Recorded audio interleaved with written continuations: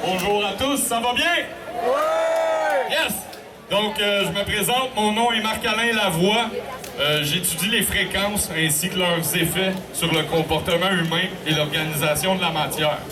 Donc, je peux pas vraiment m'éterniser parce qu'on était beaucoup à parler aujourd'hui, fait que je vais faire ça vite. On va faire juste un survol. Je vous invite à me suivre sur ma chaîne Conscience collective et universelle. Donc, est-ce qu'il y en a qui savent ici c'est quoi le 5G?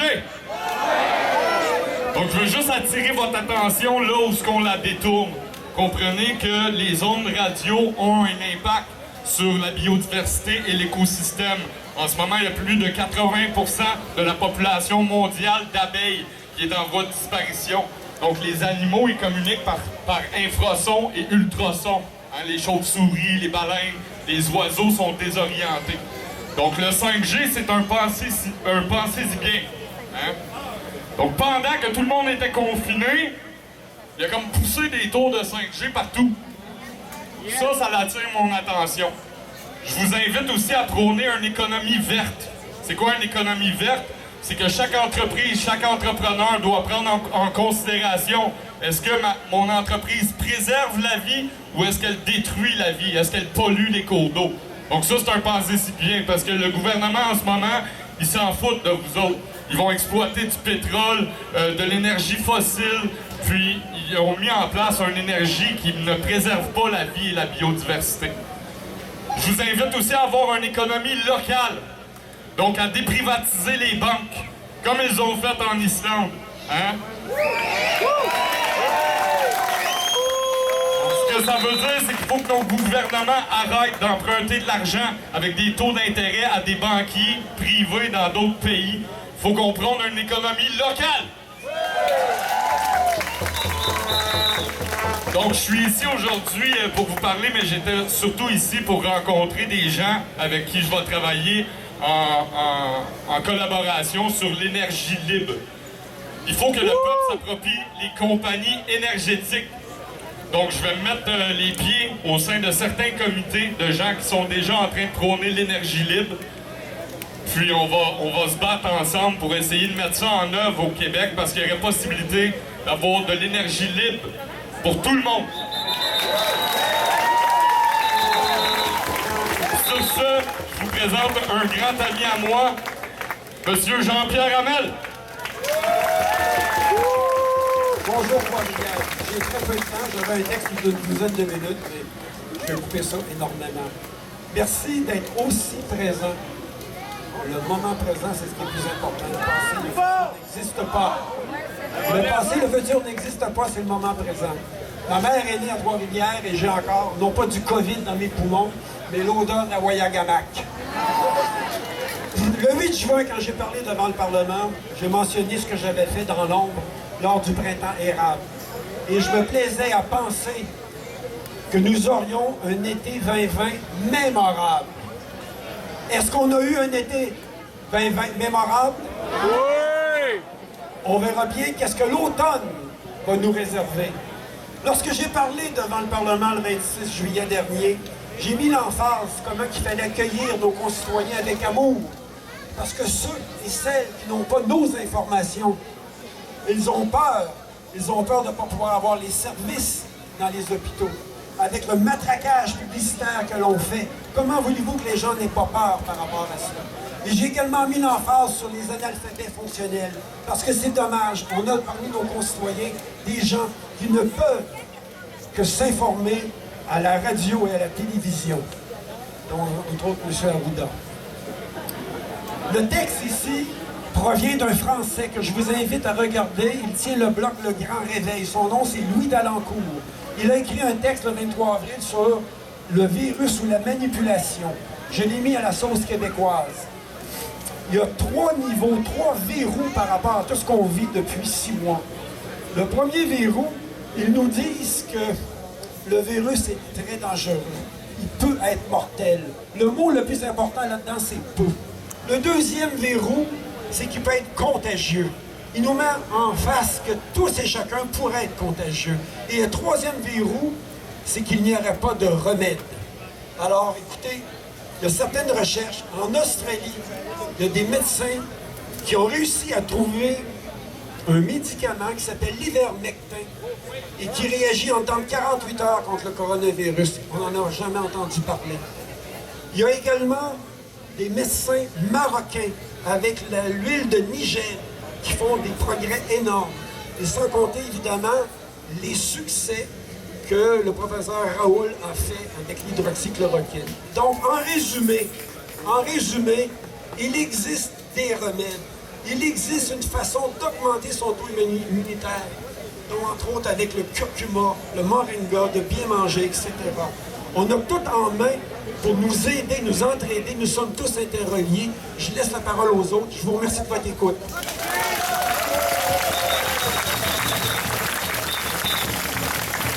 Merci à Jean-Pierre Hamel. En tout cas, merci encore à tout le monde d'être là. C'est magique comme moment.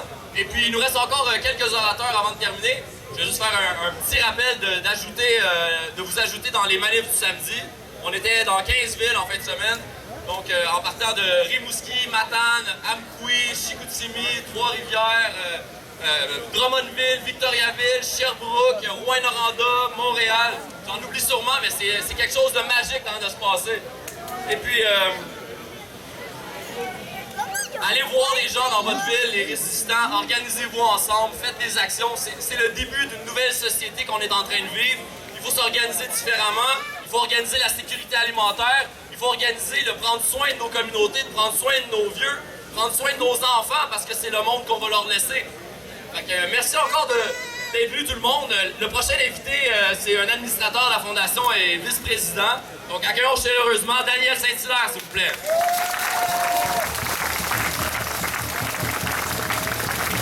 Daniel Saint-Hilaire.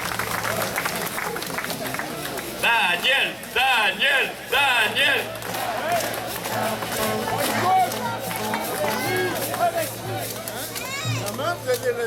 Coach olympique, mesdames, messieurs.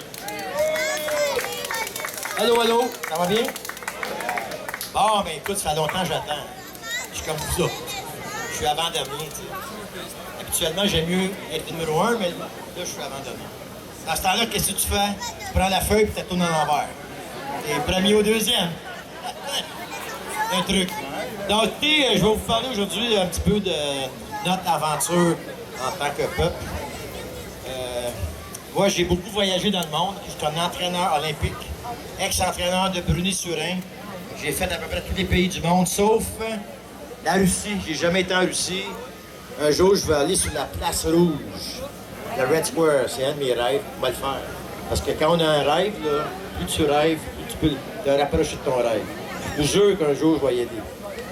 J'espère que je vais être vivant quand je vais y aller, parce que je vieillis. J'espère que je vais être vivant longtemps. Anyway. Et dans mes voyages, je travaillais avant pour la Fédération internationale d'athlétisme. On était basé à Monte Carlo, Monaco. Et mon continent à moi, c'était l'Afrique. Donc j'ai fait beaucoup d'Afrique, même que mon épouse, je l'ai rencontrée à Bamako, au Mali. Elle s'appelle Aïcha. Elle est musulmane, mais elle est plus québécoise que musulmane en ce moment. Dites-le pas à personne. Là. Et là-bas, qu'est-ce qu'on prenait quand je partais en voyage pour aller en Afrique? C'est quoi la petite pilule qu'on prenait? C'était la tabarouette de colique de chloroquine. Ils appelaient ça la nivaquine. C'est comme un substrat de chloroquine. Écoute, j'ai fait l'Afrique, j'ai pris la nivaquine, la chloroquine. J'ai jamais eu de maladie cardiaque. Okay? J'ai jamais eu de problème cardiaque.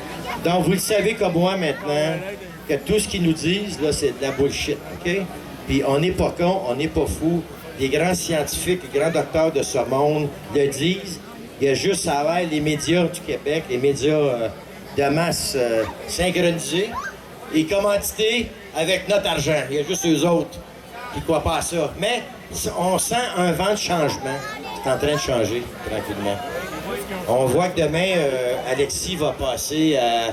Tout le monde en parle.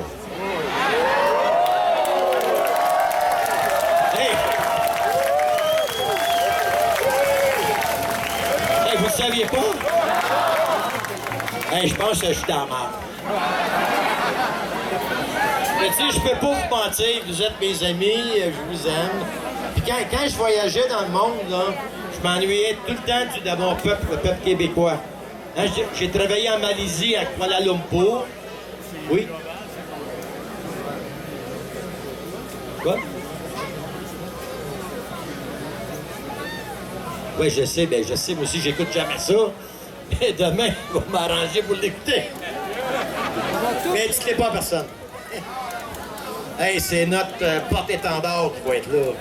Alexis a hésité, mais il a calculé puis il dit « Je suis prêt ». Il est comme vous autres, il est comme moi. On est prêt.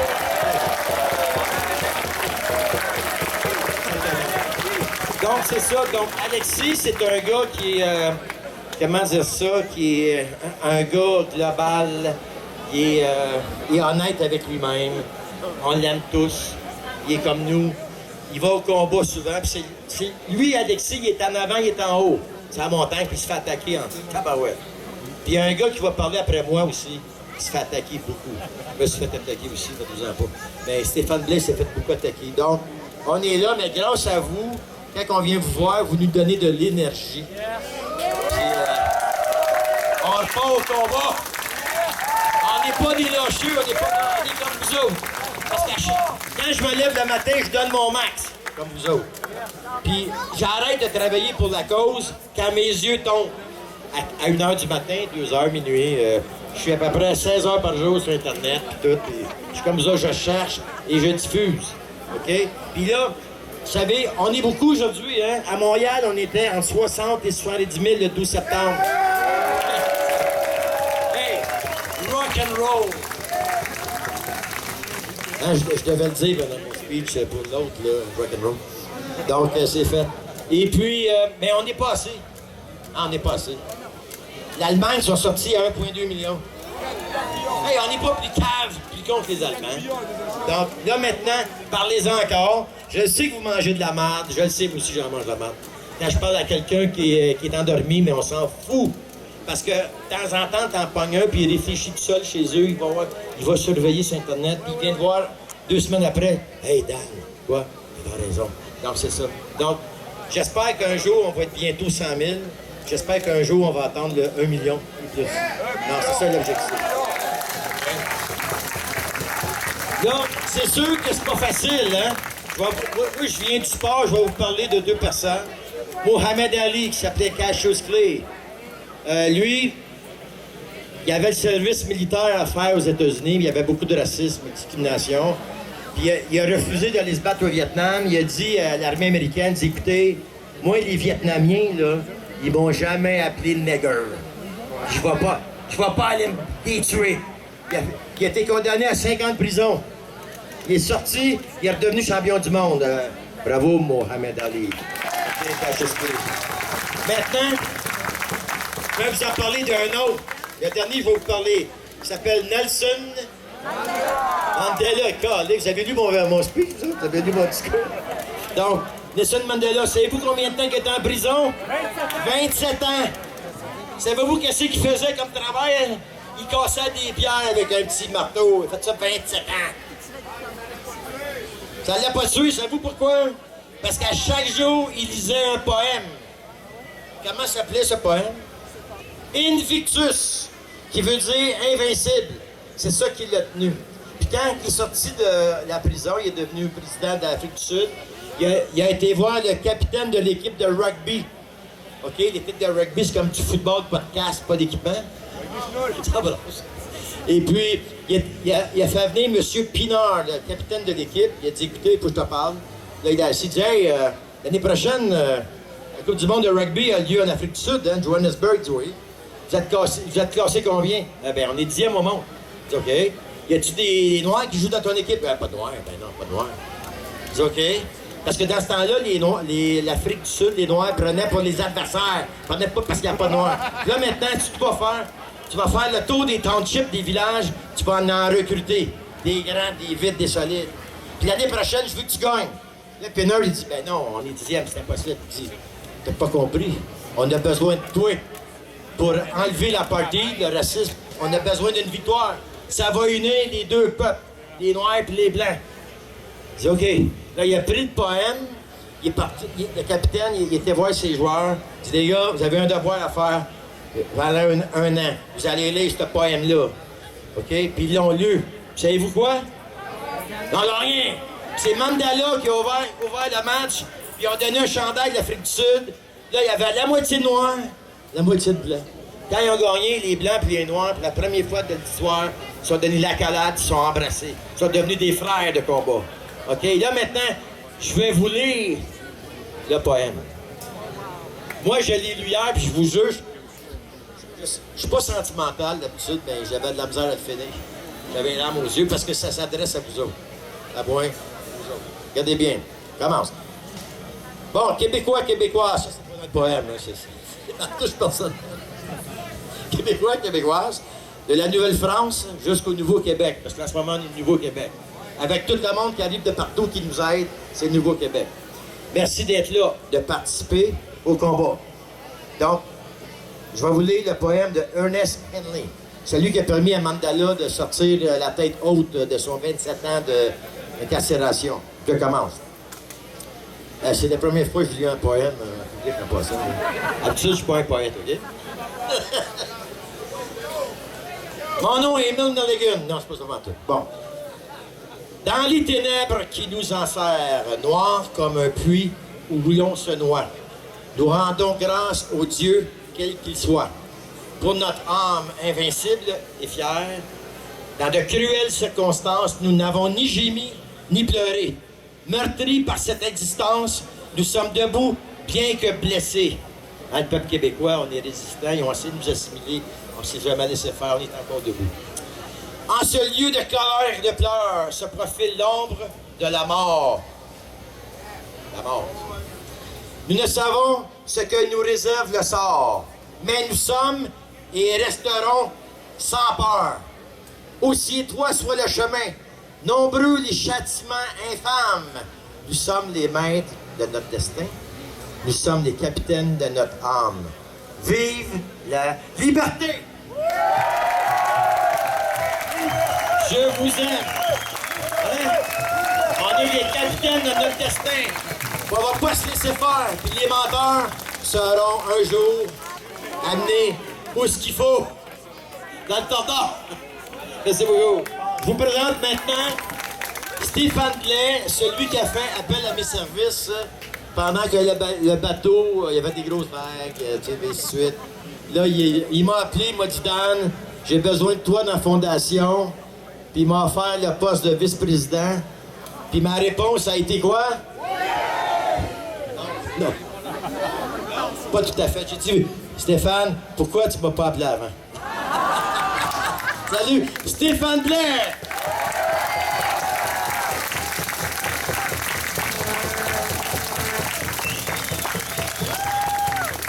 Merci d'être là. Pendant la marche dans cette belle ville de Trois-Rivières, j'estime qu'on était 2500. Je regarde toujours moi, par rapport au stade municipal de Québec ou par rapport au Centre Bell. Donc à Montréal, il y avait certainement 2 Centres Bell. La police avait confirmé 60 000. Donc c'était vraiment c'était génial cette marche-là. Et aujourd'hui, un beau 2500 à Trois-Rivières, alors que les semaines d'avant, il n'y en avait pas beaucoup. Alors merci à la Mauricie de nous accueillir aujourd'hui. Merci Trois-Rivières, merci Shawinigan, merci Saint-Tech, merci à vous tous, gens de la Mauricie. Je remercie Maryse Métivier qui est l'organisatrice pas mal en chef de l'événement avec Sébastien Alexandre. OK, avec Alexandre, pardon, Laberge, c'est ça? Ayotte, effectivement. Sébastien Dupuis également, qui est un des organisateurs. Merci. Merci à tous ceux qui se sont déplacés. Donc, Daniel Pilon, Appel à la liberté, Amélie Paul, merci d'être là. Encore une fois, les leaders, à un moment donné, il y a quelqu'un qui est allé dire qu'il y avait 15 leaders. Moi, je pense qu'au Québec, il y a certainement 200 000, 300 000, 400 000 leaders présentement. OK? Et le jour où les 300-400 000 vont tourner en rond autour du Parlement pour avancer, je pense que le message va être clair que ça va être la fin du gouvernement Legault. Okay? Alors, l'objectif de la mobilisation est toujours en parallèle avec des actions concrètes que nous faisons.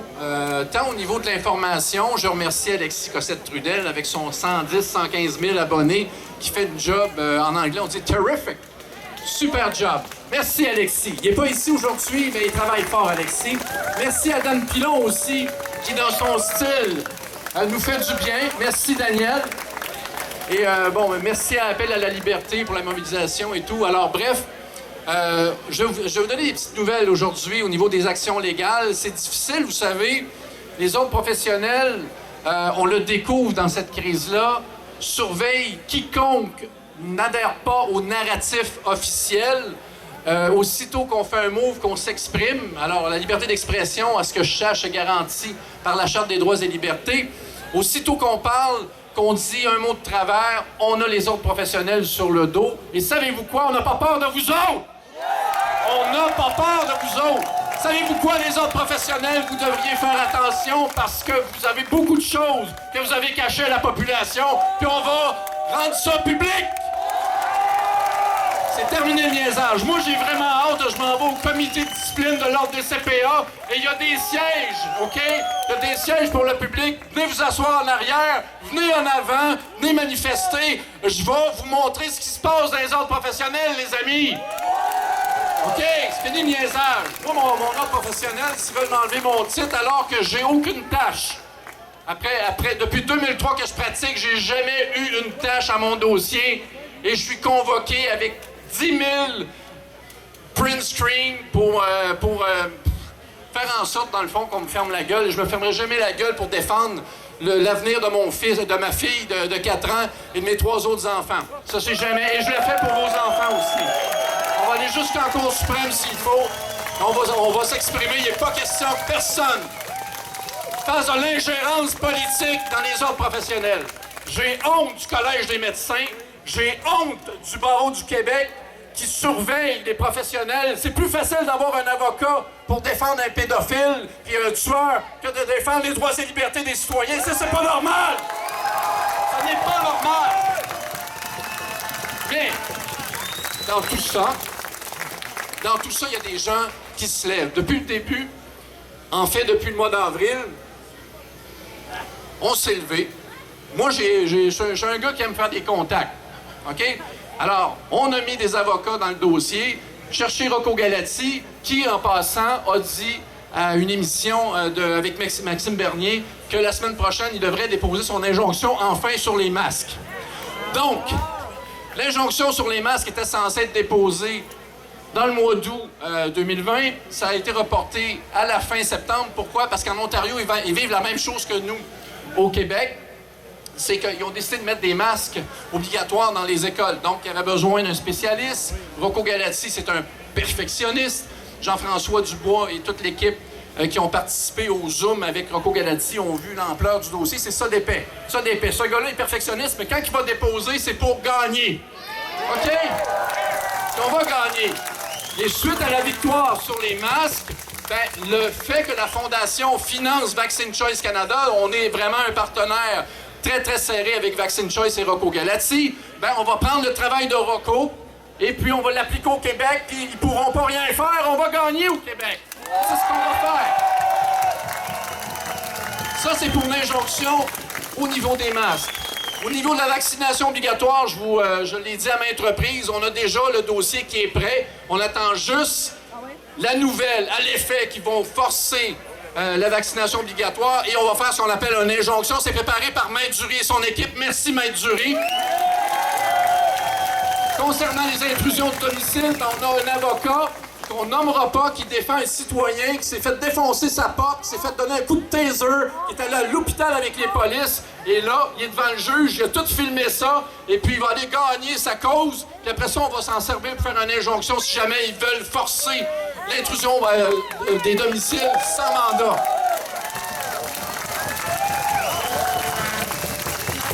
Concernant maintenant le fameux pourvoi de Maître Bertrand, vous savez qu'il est débarqué à 2 jours où on est censé avoir une date, en invoquant des prétextes qui étaient faux.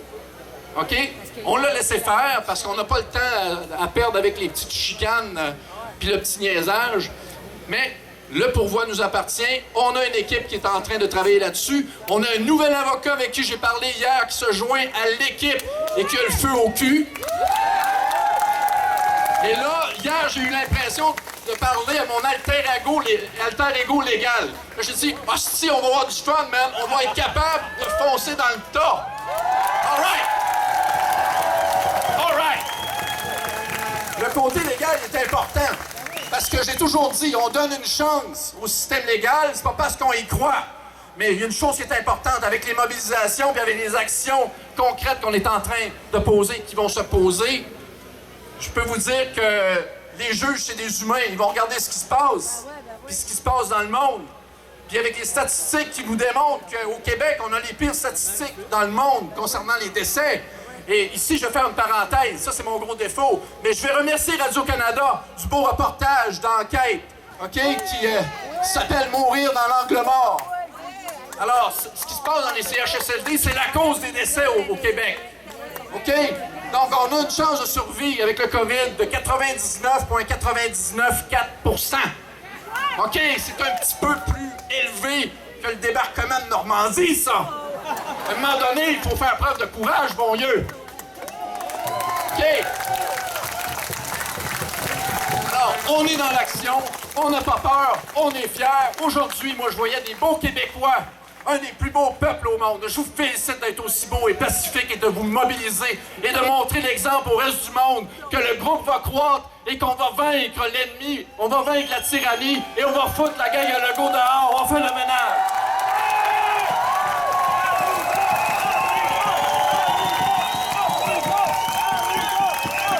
La mobilisation est importante. OK, elle est importante parce qu'elle vous montre qu'on n'est pas seul. Elle vous montre aussi qu'on fait nos devoirs, qu'on travaille. Et quand ça fait des dizaines de manifestations qu'on fait à se donner des câlins et des becs, à se dire qu'on s'aime, puis qu'il n'y a personne qui chiale qu'il y a eu quoi que ce soit comme symptôme, écoute, là, accumuler toutes les manifestations qu'on a fait, ben écoute, il y a sûrement 400, 500 000 personnes en tout qui ont participé. Alors, il n'y en a pas. Il n'y en a pas de gens qui ont des symptômes de ça, à part des personnes âgées, très fragilisées, qui vont mourir dans les CHSLD parce qu'ils ne s'occupent pas d'eux autres, parce qu'ils ne donnent pas de soins, ils ne donnent pas d'eau, puis ils les laissent crever. Bon, c'est ça la réponse. C'est ça qui se passe au Québec. Puis je voyais des gens avec le drapeau de la Suède pendant la marche. Ben, c'est ça qui se passe en Suède. Ils ont un meilleur score que nous autres. OK? Puis ils font rien. Il n'y en a pas de mesure, puis ils gardent leur liberté. C'est ce qu'il faut faire pour adopter le modèle suédois, revenir comme avant. That's it. Puis on va y revenir. On va travailler très fort là-dessus. Et je vous remercie d'être là et de supporter tous les groupes qui travaillent à protéger la liberté de nos enfants. Ça, c'est important. OK? Je vous le dis, ma source d'inspiration, vous la connaissez, c'est de regarder ma fille, Evelyne, à tous les jours, puis lui dire « Tu me donnes l'espoir. » OK? Puis tu me donnes tout le guts de continuer. Puis faites donc pareil. Puis moi, j'en reviens pas de voir des médecins qui viennent de déposer une recommandation. 150 médecins. Mettez donc des masques en face des enfants. Ben, quel genre de personne vous êtes? C'est terrible. C'est terrible. Soyons courageux. OK?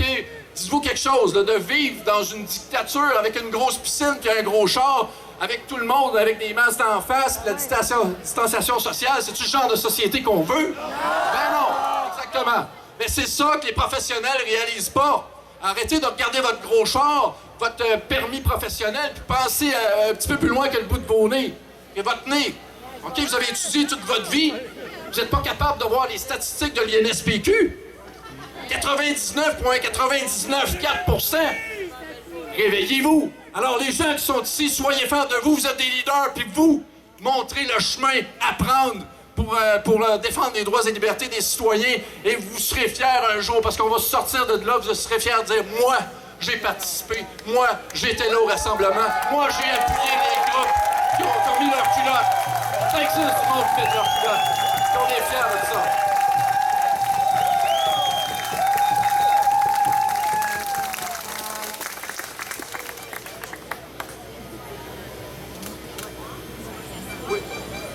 C'est bon. Alors, juste un petit aparté.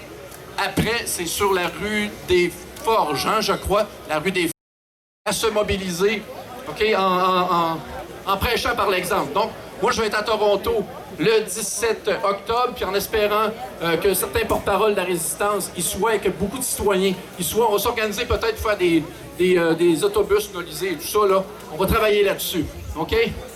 So I'm just going to say a word in English. We're going to be in Toronto October 17. Looking forward to see all Canadians. And we're going to show you that in Quebec, okay, we are willing to unite all Canada behind this cause. This cause is freedom, all right? So we're going to be there, looking forward to it. There's going to be Rocco Galati who's going to be there, Vaccine Choice. Lots of people are going to be there, so c'est un rendez-vous, comme on dit en français. OK. Alors, chers amis, c'est ça les bonnes nouvelles. Et l'autre nouvelle que je veux vous annoncer, c'est que pour montrer l'exemple à nos professionnels du Québec, pour venir aider les citoyens du Québec et du Canada en cours, ben, on a créé une alliance avec des docteurs américains. Donc, Dr. Judy Mikovich, qui a travaillé avec Dr. Fauci, est dans l'équipe.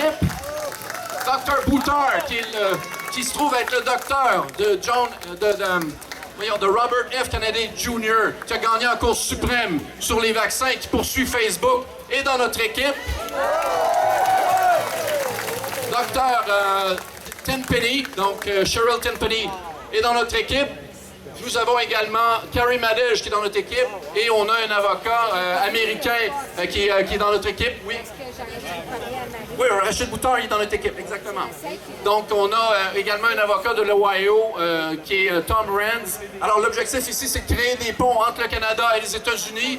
Il y a des ponts qui se créent présentement avec la Nouvelle-Zélande et l'Australie qui vivent vraiment des moments difficiles. Et bien sûr, on va être aidé. Alors, aussitôt qu'on va avoir besoin d'avoir l'appui des experts, ils vont écrire des témoignages écrits, des affidavits, qu'on dit au niveau du droit. Ils vont nous aider dans les injonctions, dans le pourvoi phase 2 de Maître Bertrand, dans la poursuite de Rocco Galati. Et en passant, Rocco Galati a poursuivi Radio-Canada. Et je sens un vent de changement chez Radio-Canada. Bravo, gens de Radio-Canada! Bravo! Le beau reportage qui a été fait en enquête, Mourir dans l'angle mort. Mais également Patrice Roy et Christian Dufour, le politologue, qui nous disait qu'on est en train de gérer une crise avec un risque zéro. Alors, est-ce que ça se peut, ça, le risque zéro? Non, ça se peut pas. Ça se peut pas. Donc, félicitations à ces discours qui, de temps à autre, sortent dans les médias mainstream. Il faut saluer ça, parce que plus on va tendre la main, plus, à mon avis, on va avoir ce type de reportage-là. Et on sait très bien que Radio-Canada et même les TVA de ce monde rejoignent beaucoup de personnes. Alors, merci à l'occasion, du moins, de nous dire la vérité. Alors, chers amis, très fiers de vous, très fiers. Continuez d'être des leaders de votre personne. Ce qui se passe présentement au niveau légal, continuez de suivre la Fondation, continuez de suivre également Radio-Québec avec Alexis Cossette-Trudel, pardon. Ah oui, Radio X, effectivement, qui met ses culottes. Bravo, Radio X. Effectivement.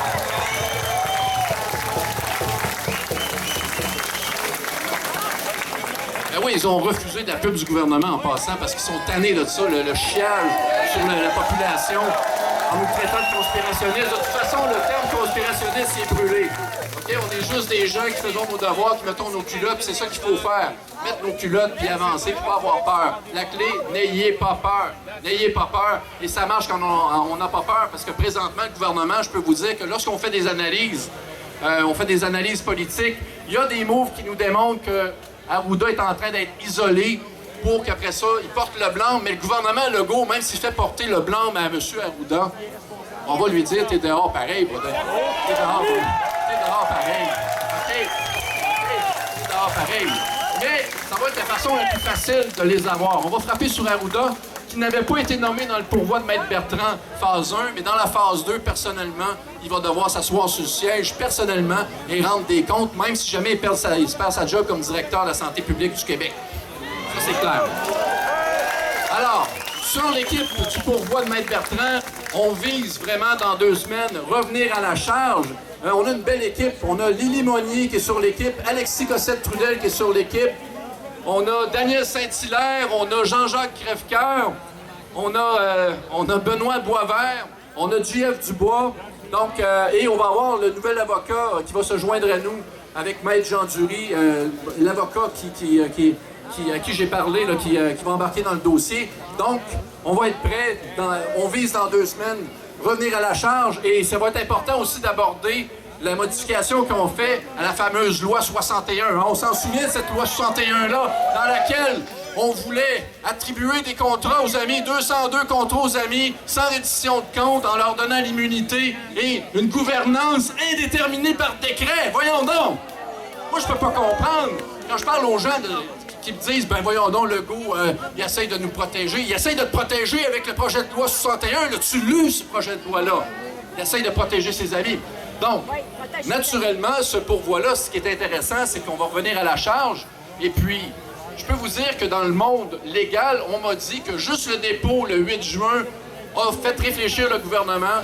Ils sont retournés faire leur devoir. On a gagné 4 mois, mais là, avant qu'ils nous foutent ça d'en face, on va lui mettre le pourvoi d'en face, puis on va leur dire, vous avez des choses à nous expliquer. Et l'autre point, c'est que je vais exiger, cette fois-là, que l'Ordre des CPA soit présent, parce qu'ils sont censés protéger le public au niveau des finances publiques. Ça n'a pas de maudit bon sens de laisser aller un projet de loi 66 comme c'est là. Donc, s'ils sont là pour protéger le public, on va s'attendre à ce qu'ils soient présents en commission parlementaire, n'est-ce pas?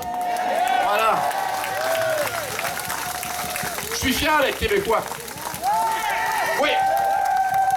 Et quand je marche dans la foule et que je vois toutes ces belles personnes gentilles-là, mais qui sont pas des dociles, je suis tellement aux anges. Je suis fier de vous. Je vous aime, mes amis. Merci d'avoir été là. Et on prend une petite bière ensemble tantôt. All right, guys. Merci beaucoup. Je vous aime. All right.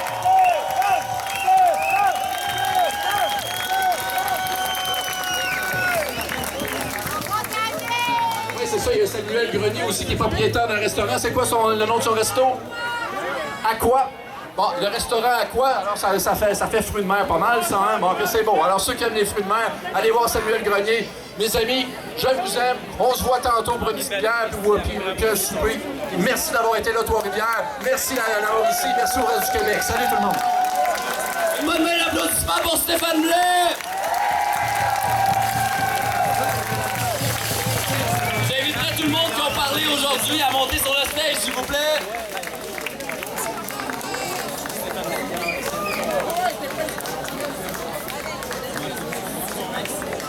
Donc, à partir de 19h, on est conviés au Studio X sur Desforges pour prendre une bière puis discuter entre militants. Donc, vous êtes toutes invités, toutes et tous invités à partir de 17h au Studio X.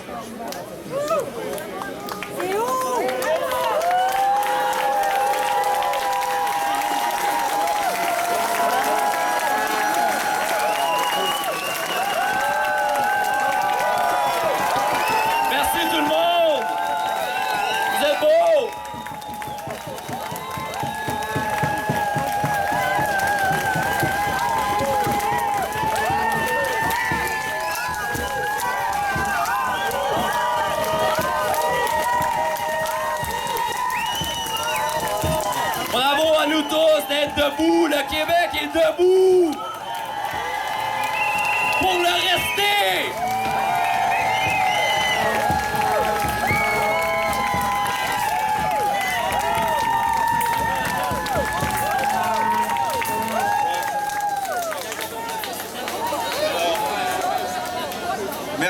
Merci à tous les complotistes qui sont ici, là.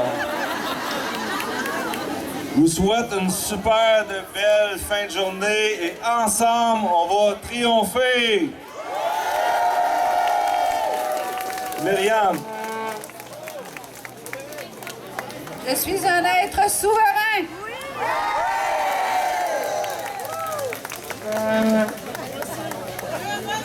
Ils ne passeront pas!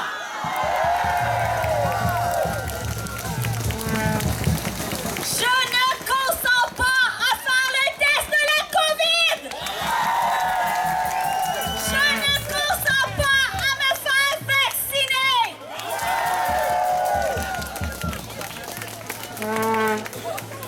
Merci tout le monde d'avoir été ici aujourd'hui. On a passé une après-midi fantastique. On a pris une belle marche et on a été chanceux, on a eu une belle température.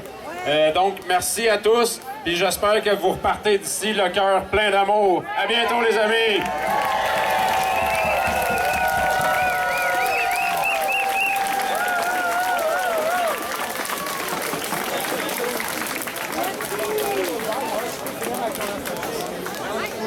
Bonjour tout le monde, j'aimerais vous dire merci du fond du cœur à tous les individus qui vont se battre pour garder leurs droits et libertés. On a besoin de chacun d'entre vous à côté de nous pour faire entendre notre voix jusque tout là-haut. Donc merci et bonne soirée du gros Big Love!